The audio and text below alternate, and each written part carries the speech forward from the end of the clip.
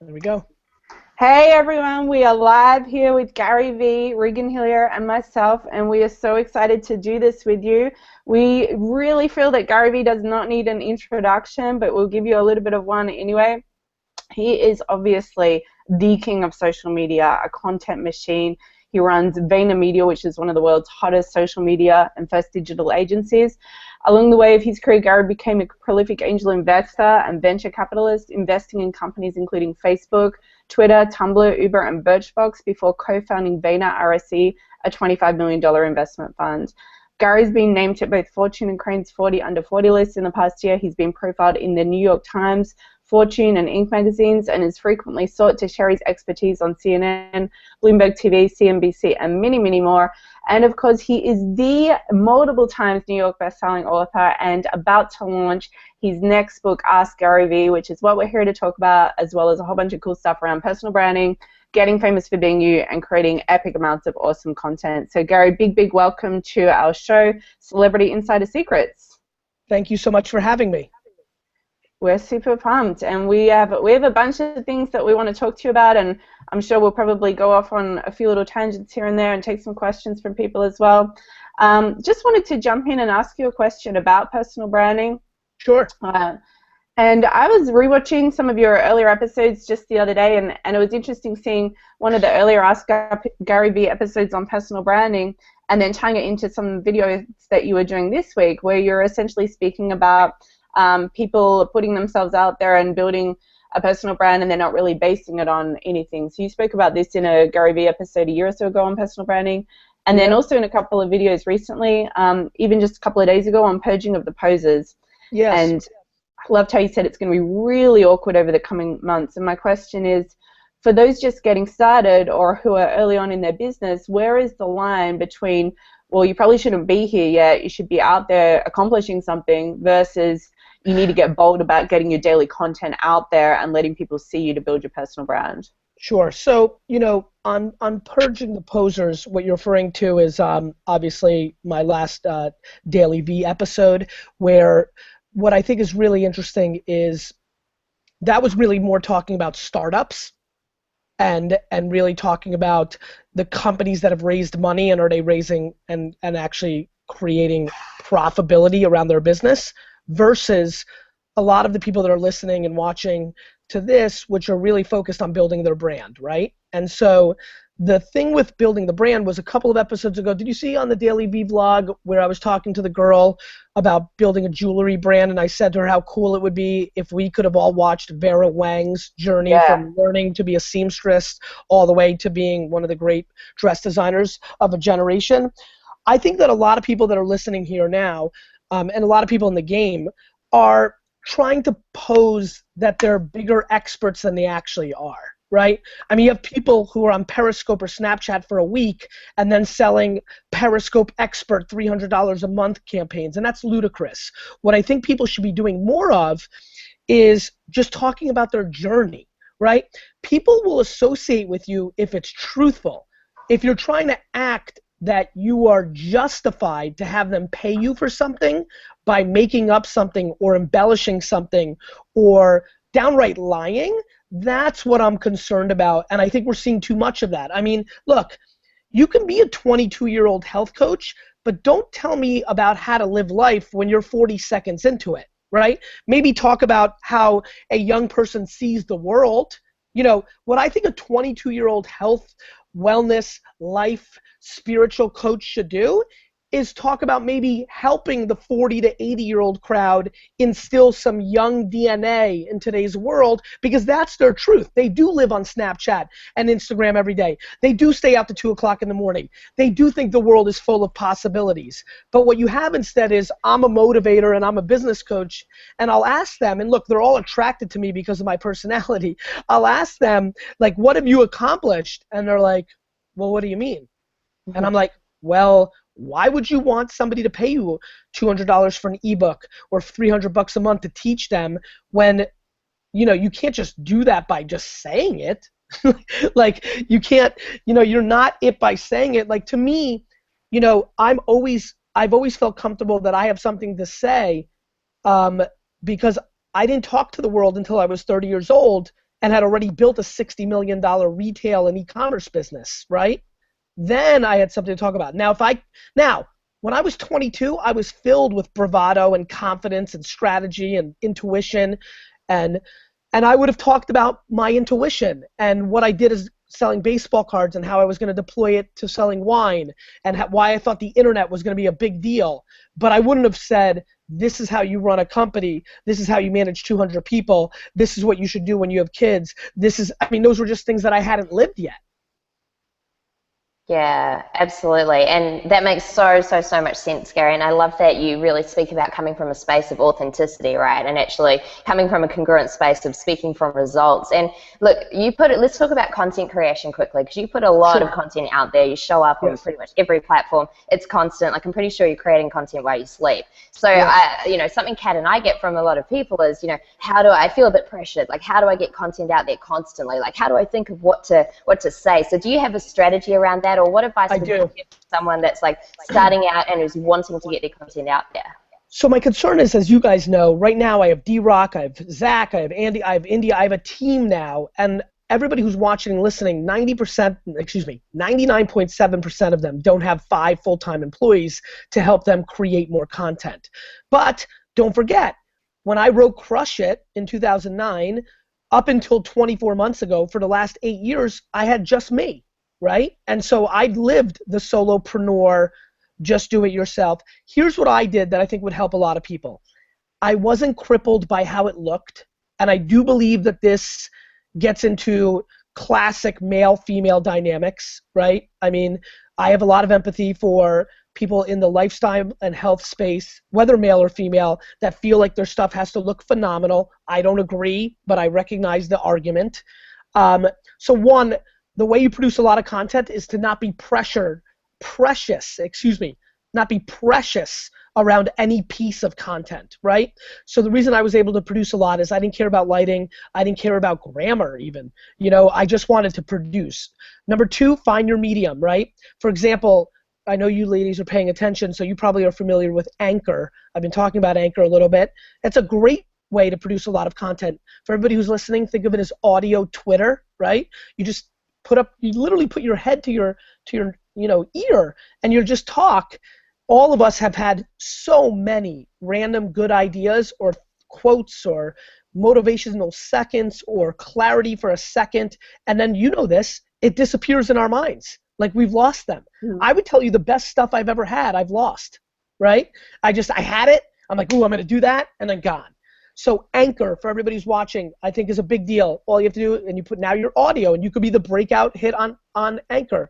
Obviously I'm wearing a Snapchat t-shirt. I'm super about Snapchat right now. Snapchat lets you do it either to your face or to the outside world. Instagram, you might be great at taking great pictures and then writing a couple of sentences. I think you should blog on Facebook fan pages, long form. There's a lot of ways you can pay somebody $100 to make you a bunch of quote cards for your Instagram or Facebook. You could barter with somebody. You can give them coaching or advice, or give them a free workout or a yoga session to a graphic designer who in turn can give you 15 pictures with quotes or things of that nature. Guys, Kat, I don't think people are hustling enough, right? I think that they're like, oh, I can't put out content. Sure you can. You have stuff. You trade 5 workout lessons for 5 videos, and now you have content, right? Oh, I don't have money and I don't have time. We'll trade, we'll barter, we'll scrap. When I was at a zero place, when we had no money for Wine Library, I printed coupons on my computer, and went to parking lots and put the flyers on people's window sills. That's how I started. I didn't have any money. I couldn't buy direct mail. I couldn't buy radio, advertising. You got to start somewhere, and too many people make excuses instead of being willing to put in the work. I love this so much, and this is probably the the key topic of conversation in both Regan and my own communities. People feeling like, well, I'm not good enough yet, I don't have permission, lighting, I'm not professional enough, or I don't have a team, and all of those things where you've just answered that question and then essentially said, well, just stand up and be who you are and let people see it. And the hustle that you do, I mean, it's like hard freaking work all day, every day, and you're up at God knows what hour. I'm not even entirely sure you do sleep at all based on the time of day that we see you online, and the Ask Gary Vee show, the Daily Vee show, which shows how hard you put that work in. But it sounds also to me from what you're saying, like a lot of that visibility and building a community online, it's not fucking rocket science, right? Like it's just showing up and actually opening your mouth and saying what's in your mind rather than editing it a million times before you think you can put a piece of content out there. Guys, the Kardashians are bigger than the biggest, smartest philosophers on television in America. Like, it's not just, look, I'm going to win on my smarts, not my looks, right? Like that's what I'm winning on. But you could win on your charisma. You could win on that your 4-year-old is funny and shows up by accident in one of your Snapchats, and then 100 people reply about that, and you're like, wait a minute. And then all of a sudden, you've got a 4-year-old that's making you $1 million a year, or your puppy, or this one way that you make raspberry shakes. You decided you were going to do a yoga show. You made a raspberry shake, and 50 people are like, what's the raspberry shake? And you wake up 5 years later, and you sold your raspberry shake business to Pepsi for $10 million. It's not – everybody who says that, and what you're talking about, ladies, is just people that either don't want to actually put in the work or don't have the self-esteem to think they're worthy because their parents or their friends or their boyfriend or girlfriend did a bad job in hurting their self-esteem. I always think I can. I always think I deserve. I always think that I'm entitled. But I also know that I'm entitled to nothing if I don't equally put in the work. Right. And your overnight success video, which is my favorite video of yours that you've made, and I've spent many late evenings working where I've had that video on in repeat in the background. That is also just, well, you've put in the work since you were 14, 15, 16 years old. And I think a lot of people seem to feel like, okay, if I do an hour a day or if I've just started out, why am I not making money yet? And I think everybody should have to watch that video. There's two things I want to say for everybody who's listening right now, because I assume a lot of you don't know who I am, given the demo crossover. I think this interview in itself is a huge lesson. Let's talk about it. I'm very rich, right? I'm super rich now. I've made it. This is my 4th business book. The last 3 were New York Times best-selling books. You guys made a big bet, bought a lot of books, did a barter deal with me to get me on this show. You guys really stepped up. You know, it's not so easy. You guys have to grind to make that work. We both made bets to be here. Let me explain. You guys made that bet, and I don't know enough about you, but listen, I know it's a big bet, and so I'm very thankful, and I appreciate you guys. And, but I equally am, this is a Saturday. Like, my kids are right there. I don't get to spend that much time with them. I'm at the height of my career. I already sold more than enough books to be an easy multiple-week New York Times bestseller. And then Alex comes along and goes, hey, I really like these gals. You know, here's their stuff. I spent 15, 20 minutes, looked. I'm like, okay, I feel good about where that right. Like, and the only time this interview could have happened was right now, right?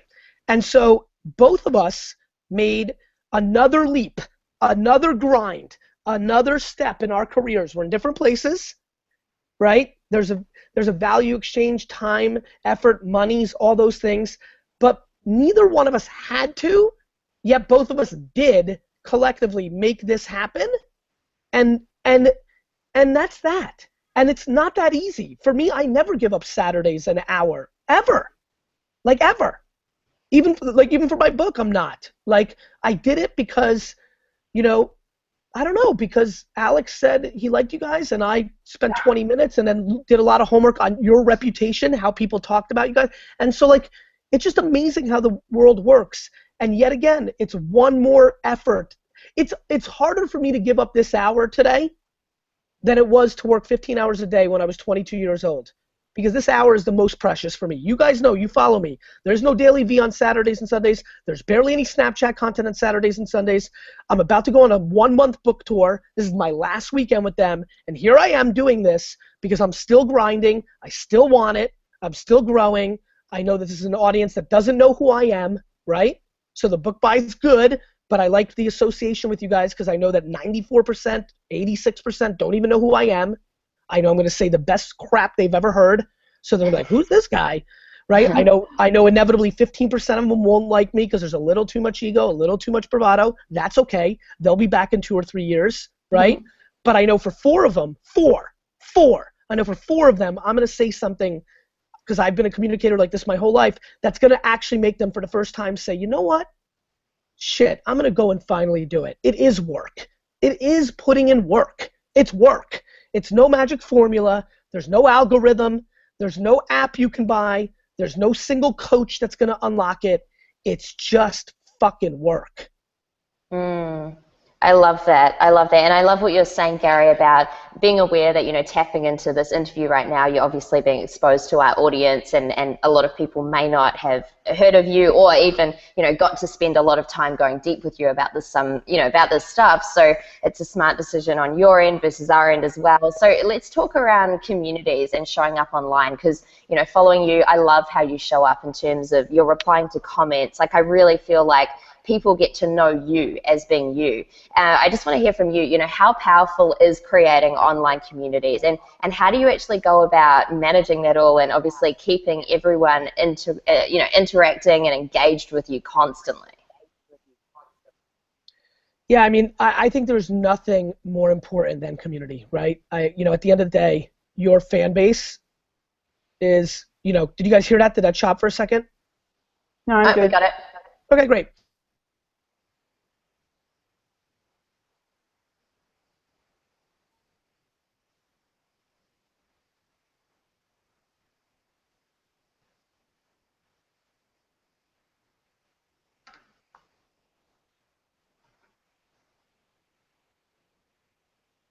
It's like a little bit frozen right now. It seems to be coming good again. Oh yeah, he's just rejoined. Sorry, guys. I knew, you got me? Yeah, you're back. Sorry about that. I knew something was about to happen. Anyway, you know, it comes down to, it's only about depth and it's not about width, right? So, Regan, Kat, you know, like, I can get a lot of exposure, right? For example, you'll love this. I'm going to forward this to you just for you two. I passed on doing Fox and Friends National in the US today, but I'm doing this. Let's think about this for a minute. Let's think about this. That has probably 8 to 15 million homes watching, right? I have no idea how many are watching here. As you know, I never asked. I have no clue. Zero. Whether it's 4 or 5 or 9,000, I just don't know. But here's what I do know.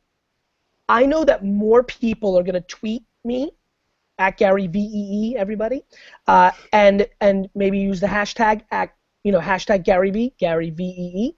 And I know that me saying that, there's so many more passionate people in your community, and that 40 of them, 16, 22. Tonight I have to go to a party, and Lizzie's got to work on something on the way up there. So in that hour, I'm going to take, and I'm going to look at the people that tweeted me or that used the hashtag, and I'm going to say hi. And I'm going to say hi, and then that's going to be a relationship forever. Got it? It's about depth, not width. I know that you guys are going to get a lot of value out of me being on this, and you're going to leverage that I was on this, and this pretty much opens up the opportunity for you guys to get anybody on your show that you want in.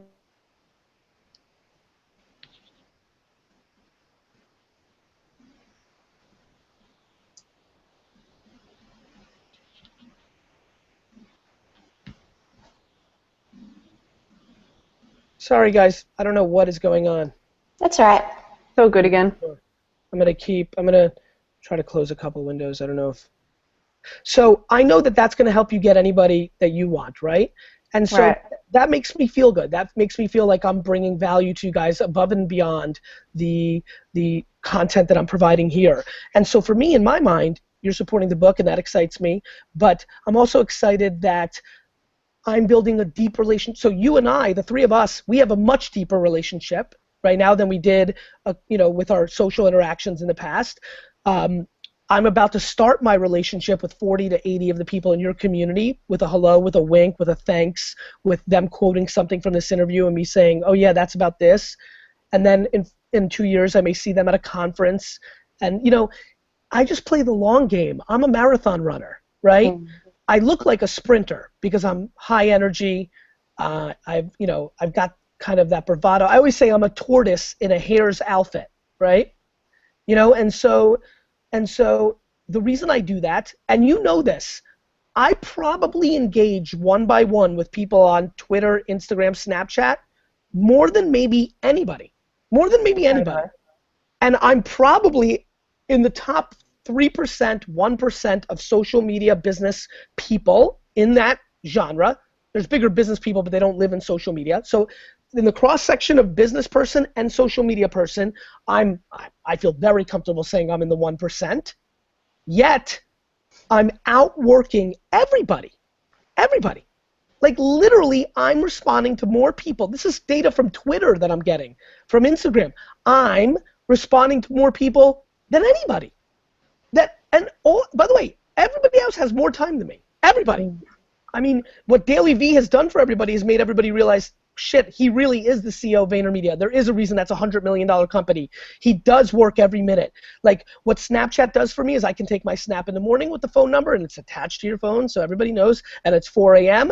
And then I can take the photo at 1:30 in the morning when I get home and everyone's like, okay, that was 21 hours. Like that's what it was. Yesterday was 21 hours and everybody knows it, right? Because there was the 4:30 in my bathroom picture and there was the 1:30 walking back in, and people were commenting it was the same doorman because the guy was on his second shift, right? Yeah. Like, so, yet, with all that, I still engaged with thousands of people yesterday on social media because when I walk to the bathroom, when I'm on the plane before there's Wi-Fi, So I do it because I think it's right. I do it because I'm thankful. Do you know how amazing it feels when somebody watches this for the first time? They've never heard of me before, and I motivate them and they're excited. You think about the first time. Actually, how were you guys first exposed to me? I don't remember. I feel like you crept into my subconsciousness, and you were a gradual addiction that I woke up one day and realized I'm like watching this guy's stuff all the time. But I wish I remembered who had first introduced me. I think it was through Crush It. I think it was through a friend telling me to read Crush It.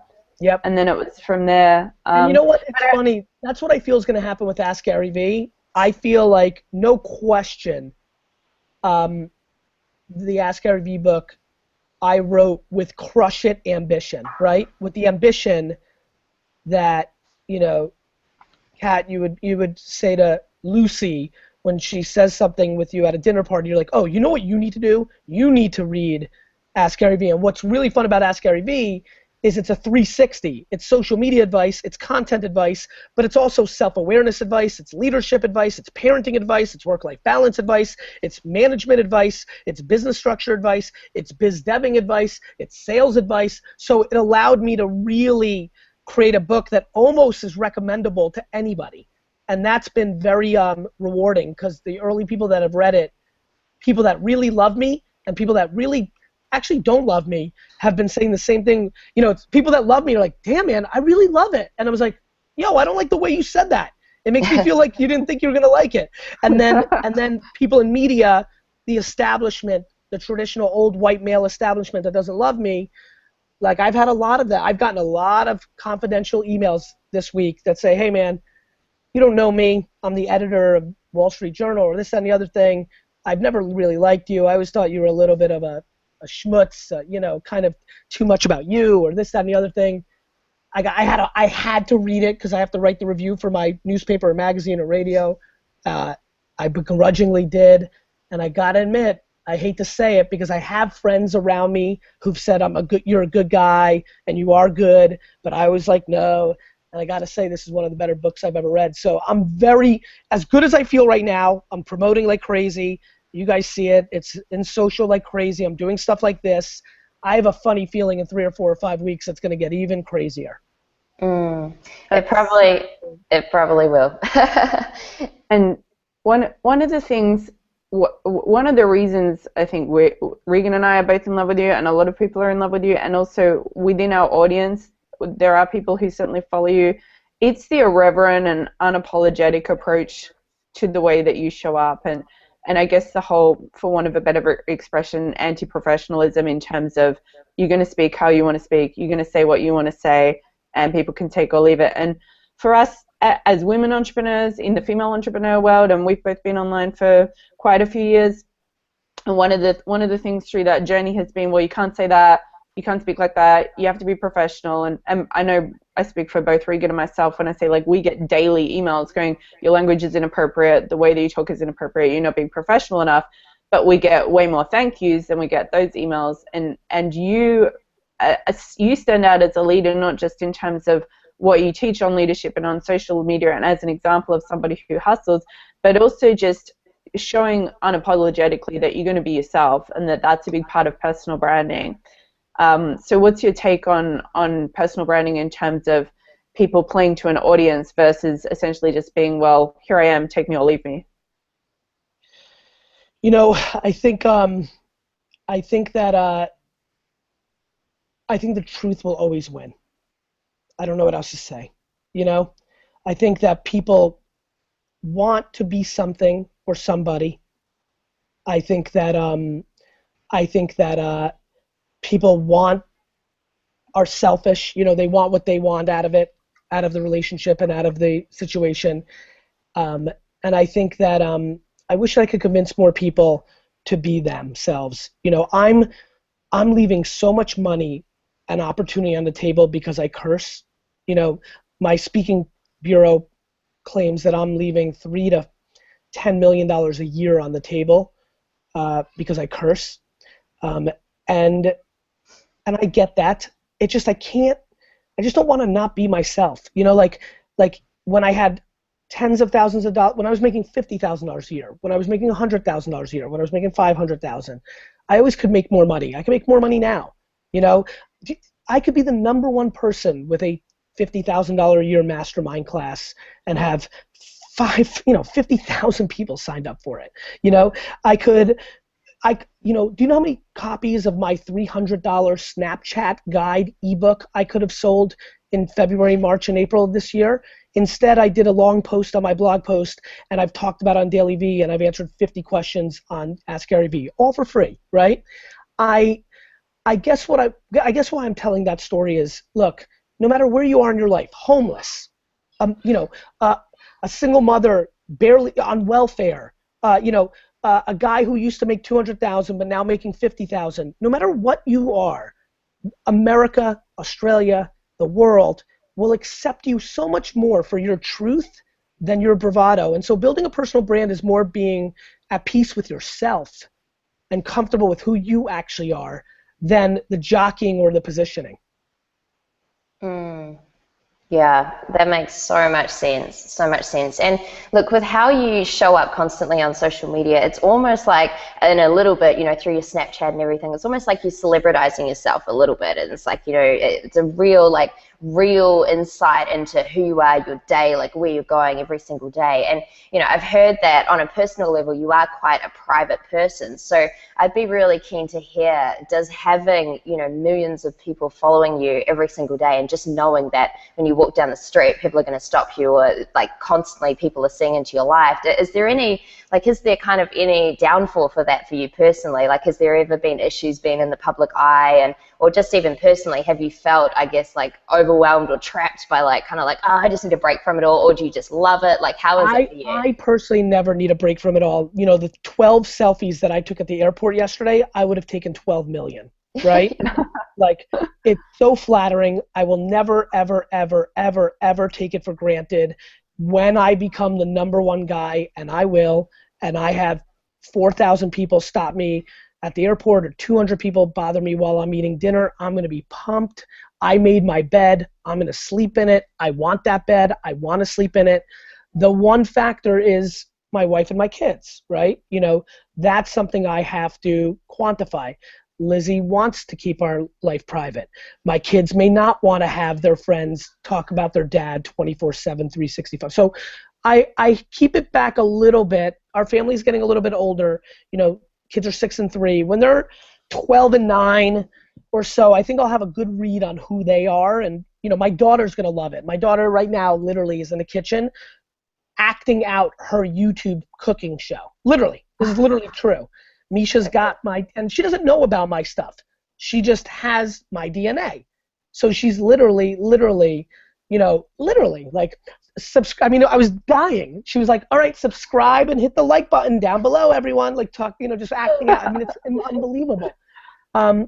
my little guy might be a little bit more shy. So far, so that's the way it is. So, I don't know, but I'll tell you that anybody watching right now, and this happens a lot, one of the things that happens a lot, and I mean a lot,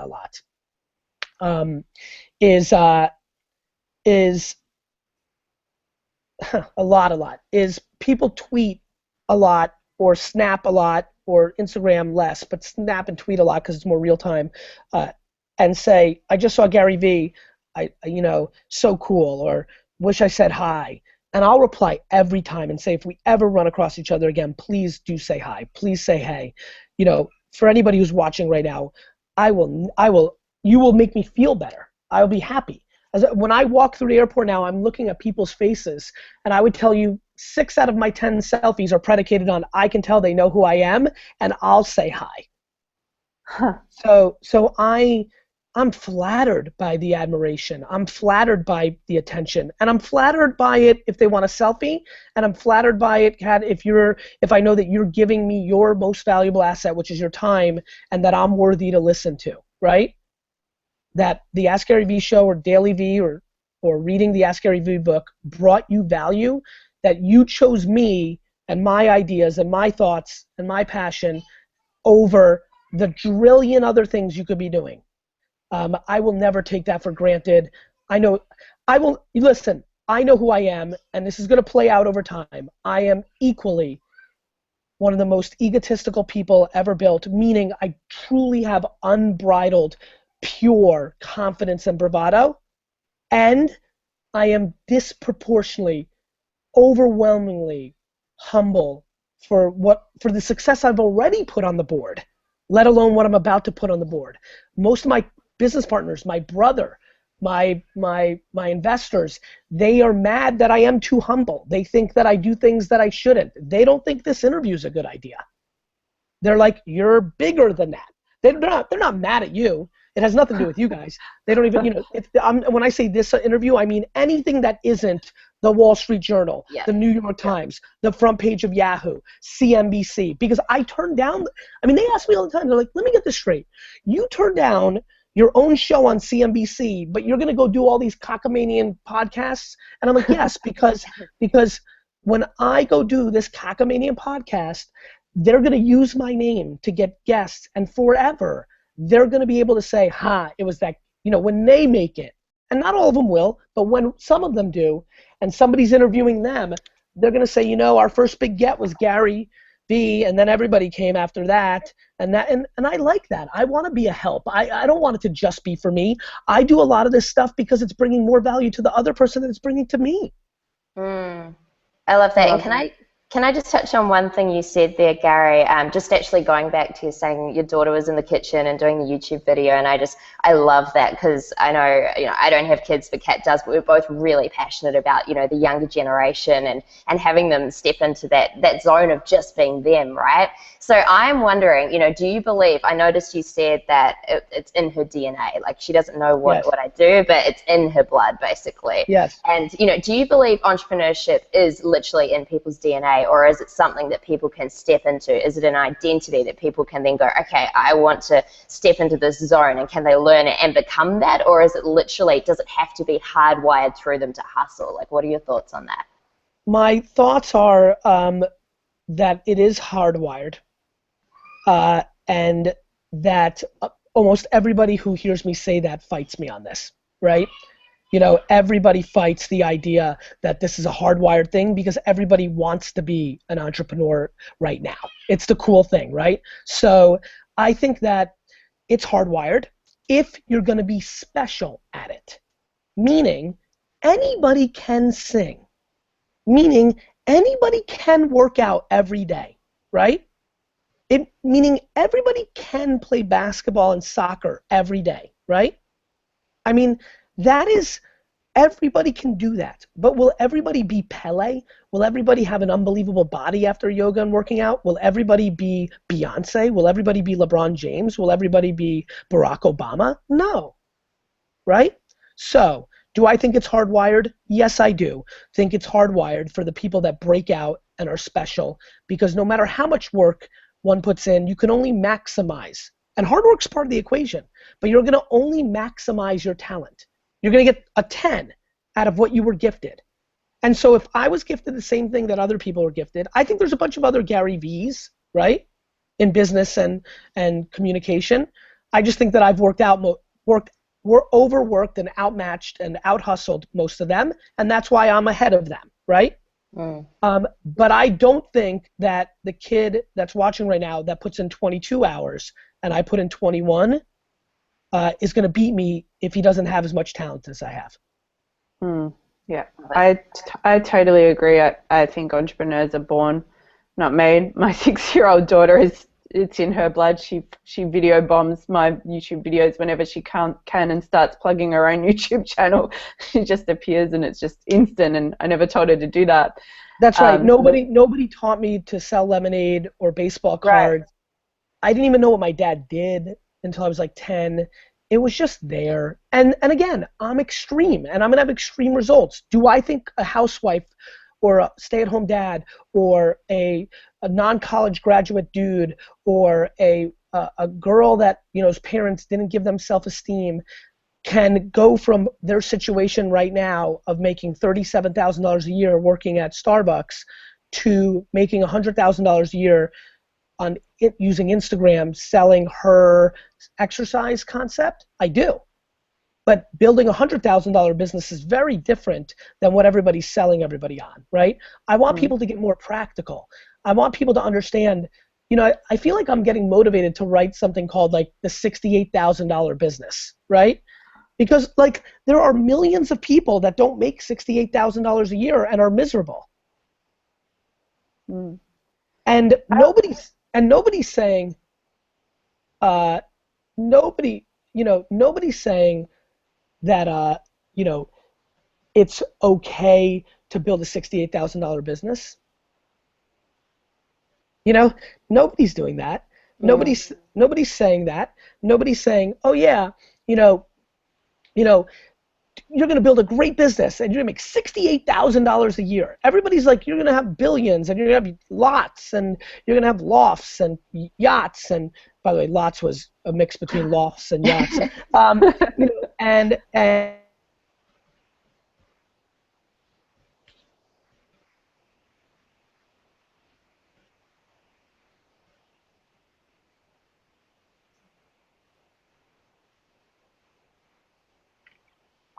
I mean, Google couldn't even handle this truth. That's how much it's truth.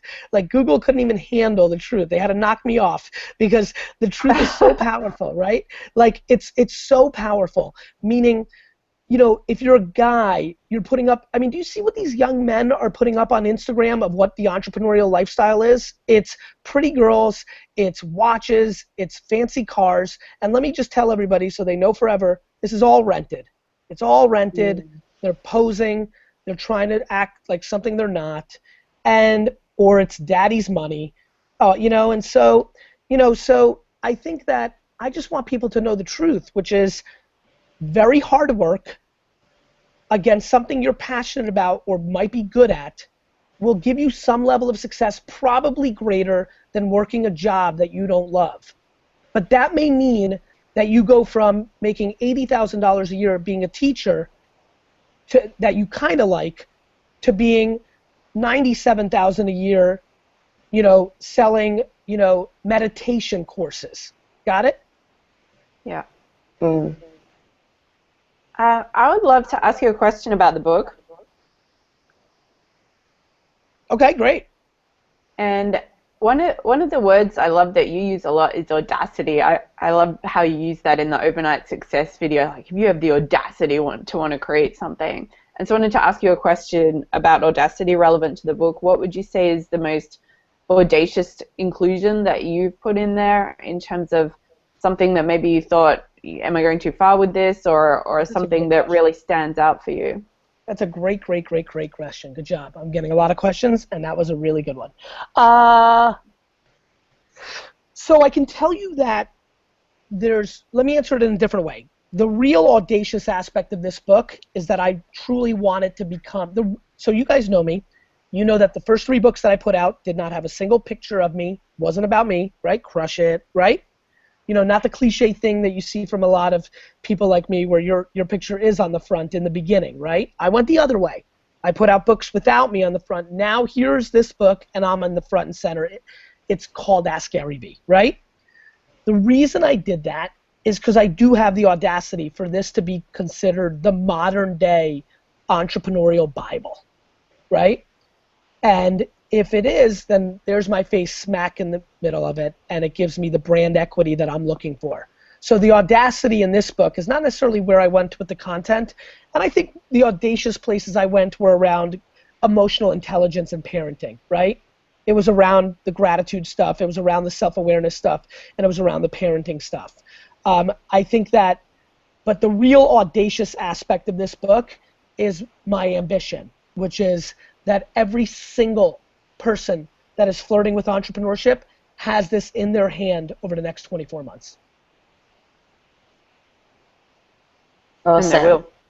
Yeah, they absolutely will. And what, in terms of chatting on the book and continuing that on, what's your absolute favorite part of it? Like, I've been seeing you putting up, all the little bits each day of all the chapters coming up, and I've loved kind of getting a sneak peek into that. But is there one chapter or one, core element where you're just like, this is the gold?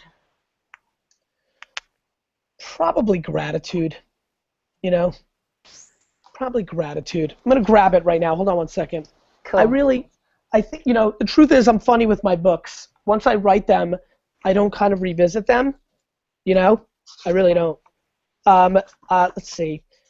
Yeah, probably chapter, oh yeah, I remember. I made I was like, fucking with things. I made chapter 13 gratitude because everybody thinks 13 is an unlucky number, and because I love my sister so much and she was born on the 13th, so I made chapter 13 the one that I care about the most. And it's not super long, It's let's see, it's 1, 2, 3, 4, 5. It's only 5 pages, but it's the part that I care about the most.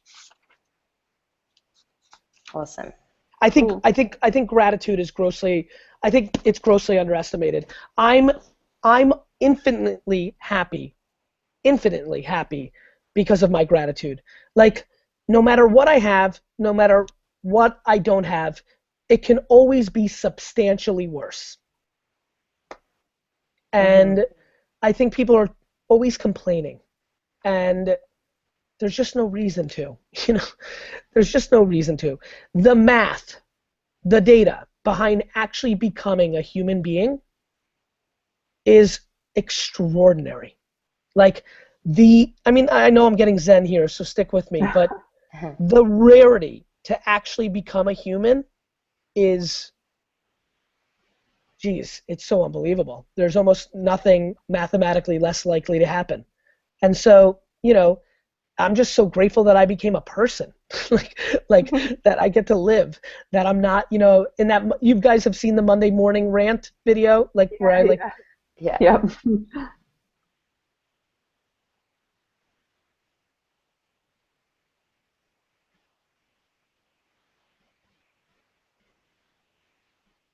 Are we frozen again? Yeah. Yeah, sorry. That's I'm back. Right. Okay. So, the Monday morning rant video, I talk about not being a bus, and that's my favorite part, right? Because, I'm just freestyling and I'm ranting and I see a bus and I'm like, I could have been a bus. Google just does not want you on this call. No, they don't. You guys have me back? Yeah, it's back. Can you guys hear me now? Yes. So, I just think I could have been a bus. I think that I could have been a bus. I just am so thankful to be a person, and I'm grateful, and I'll always be grateful, and I'll be grateful. Look, I'm a kid that didn't grow up with 3 of my 4 grandparents, so I could complain that I didn't have a grandpa or, in my life ever to guide me, right? I could complain about that. Most of my friends do complain about stuff like that, right? I don't complain about it. I am thankful for what I got versus dwelling on what I didn't have. So Gary, let's talk on gratitude, because I think maybe there's a lot of people listening and going, well, Gary, if I had your life and your business, then I'd be grateful too, right? So obviously we know that in order to receive all that stuff, you need to tap into gratitude first, right? It's not like you receive it and then you're grateful all of a sudden. So yeah, I used to be grateful that I didn't actually still live in the Soviet Union, or I was grateful that, you know, my mom was so sweet. I wasn't grateful, you know, I wasn't dwelling on that my dad was never home and that my dad was tough on me when I got into the liquor store. I instead was grateful that mom was amazing. And then I was grateful my dad taught me to be honest and all these things. It's a mindset. It's not right. my results were predicated on the mindset, not Right. not my mindset became it after my results. And again, is that mindset, is that something that was just hardwired into you? Because honestly, you know, I grew up with an amazing family and my dad would constantly say, aren't we lucky? Aren't we so grateful? Regardless of what was going down, basically. And so for me, I feel like I was naturally grateful from a really young age. Again, do you think it's a hardwired mindset, or is it something that people can work on and become more grateful? That's a great question. I don't know. That's a real answer. I do think that it really helps to have parents that are grateful. I think it becomes your culture. I think your atmosphere is absolutely positively reflectant of who, you know, environment is clearly it, right? Along with DNA. I mean, this has been, by the way, Freud figured this out. Like, this has been around for much longer than us, right? Like, it's your DNA and it's what you grow up with. So yeah, I think Pops saying that to you was a great thing, and I think that my kids are very lucky and should be put in the best position to succeed because they're going to have a lot of those kind of things. And I think that it's been fun for me. I weirdly, you know, actually, I don't think I've ever said this, and I'm glad you guys are making me say this, and I may run with, you guys are going to be happy because I'm going to run with this for a while. I can feel it. I know when there's a pillar of content. I think that I feel guilty that I had such a great mom that I want to almost become the crusader for so many people that didn't have a great mom or dad, who said they were losers and said they couldn't, because I realized how much of a factor that was in my success. And I feel like to pay tribute to my mom and dad and to pay back the universe for all the gifts that were given to me because I had that mom and dad, I want to, you know, I've gotten a lot of emails lately of, hey Gary, it's you know, you've really helped me. Like, my parents always said I couldn't, and you've made me realize I can. I just have to focus on what I can do. Not like these other people that tell me I can do anything and it's going to be $1 million. You've really made it practical. And I think that whether it's your parents or later in life, a mentor, you know, a sibling sometimes even, somebody needs to be there for the people that are not predispositioned for it, to pull them out mentally. And so I do think it can be formed. I do think mental things can be formed a lot of times.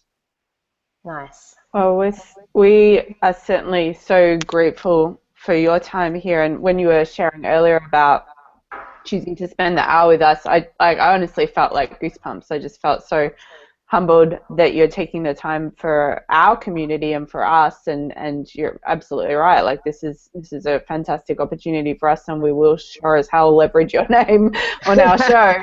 I think we're all aware of that, and in fact we've already begun to do that. So I'm sure. No, but you know what's funny though, guys? Like, that's a conscious thing I think about. Like, I'm strategic. I'm a brander. You know what's different than me than most people that everybody's following? Most people that everybody else is following are transactional, right? They try to teach people how to make a buck, and I'm trying to teach people how to make a happy $100 bill versus an awkward dollar bill. Do you understand? Like, I'm trying to get people to play forever and win forever. And I think a lot of people are trying to teach people, like, here's the system. You build up your name, you sell them a program, and you make the money. And I think that a lot of people don't feel comfortable with that, which is why it's weird. And then I also feel like it limits people's upside because every relationship they have is transactional, right? Now, we had a transaction here. Like, I'm looking for book buys, but I'm also quite aware of what I'm delivering in return, right? And so as long as I feel like I'm providing more than 50% of the value in a relationship, then I'm feeling good. And that's what I'm trying to do every time. And I'm selective. I mean, I'm very selective. Like I flat out pick and choose my spots. Like I pick very carefully of who's going to be able to leverage my name. Who am I going to say nice things about in back channel, which is what I mean, look, you can leverage my name all you want. Where it gets really good and where the real magic happens is in the behind the scenes conversations with people. I mean, that's what's going on, right? Like what's going on is what's going on my phone right now, which is Tim Ferriss, Damon John, Seth Godin are my last 3 texts. And we're talking about people and things and business. That's where stuff's going on, right? Not on Twitter. And so not on Google results. So these are real life things. These are big branding things. This is the game. And I love that you're saying you are selective around that, and I'm going to also assume you're selective around your environment. You know, we know that we're the sum of the people that we hang around, obviously, and I don't just mean financially, I mean like emotionally, spiritually, on every level, right? So there's probably a lot of people sitting on this hangout or listening to the recording and the show going, you know, wow, you know, I'd love to have Tim Ferriss sending me a text message in the middle of the day and just going, what's up, you know? So for someone that is wanting to step into a new environment, like honestly, hanging out with Tim Ferriss right now for some people listening to this is going to just feel like unrealistic. So, you know, what's your advice if someone's sitting there going, you know I'm brilliant, I know I'm getting results, I really feel like I need a better environment around me. Like, how did you end up hanging out with people of that caliber? And I mean, oh, he's gone. Is that cool? How did you end up hanging out with people of that caliber, and what would be your advice for people wanting to crank up their environments? I produced the content that made them want to come to me as much as I wanted to come to them. The end. Nice. That's an awesome answer. That's the answer, right? Like I've never wavered in any other direction. You got to produce the best content. That's awesome. That's very cool. Your results. It's the meritocracy. You know. That's awesome. Can we ask one more question? We want to value your time here and finish up. But question is around where social media is going. It seems like entertainment is a big part of personal branding. You are leading the way with the Daily V as well as AskGaryVee. Where do you think we're going to be in 10 to 15 years? I have no idea, but I do think virtual reality is on its way. You know, I think VR is coming, but I think it's 20 years away. And so I don't predict, I just react quickly. I'm paying attention to Musical.ly, I'm paying attention to Beam, I'm paying attention to, to Anchor, I'm paying attention to After School, I'm paying attention to Peach. And then when I think they become big enough that they're important, then I'll get loud like I did with Snapchat, right? So, I don't know where things are going. I'm putting in the work to try to figure it out. I think that's becoming, especially this, people forgot how much of a leader I was on YouTube and Twitter because it's been a long time and all the social media wasn't around and I wasn't blogging as much. So there's no Daily V's or Ask Gary Vee shows of me pontificating that YouTube and Twitter are going to be huge, right? So it's fun now to show people the video in 2013 where I'm like, Snapchat's going to be big, right? And so I think over the next couple years, I think I'll get established even more as a thought leader of where things are going, and I will never predict because I don't want to be wrong. I'll just wait till things are at scale. Awesome. Cool. Well, thank you a million times over. We're just so grateful and honestly just like so excited. I'm sure you can imagine us jumping up and down like little girls behind the scenes when you said yes. Like, let's not try and be cool about it. But just super humbled as well, and our community as well. Like, our community went kind of crazy. We have a lot of really, I guess, irreverent, kind of hardcore chicks in our respective communities, and they really just appreciate how you show up, and we appreciate your time more than we could possibly express, as well as everything you've shared here. It's been an incredible interview, and I think my favorite quote is, "I could have been a bus." I'm going to have to tweet that out. Yeah. Yeah, guys, so I really appreciate you. I really wish you nothing but success, and I can't wait to run into you a bunch more. It's awesome. Thank you so much, Gary. Thanks. Bye-bye. Thanks, Gary. Ciao. Cheers.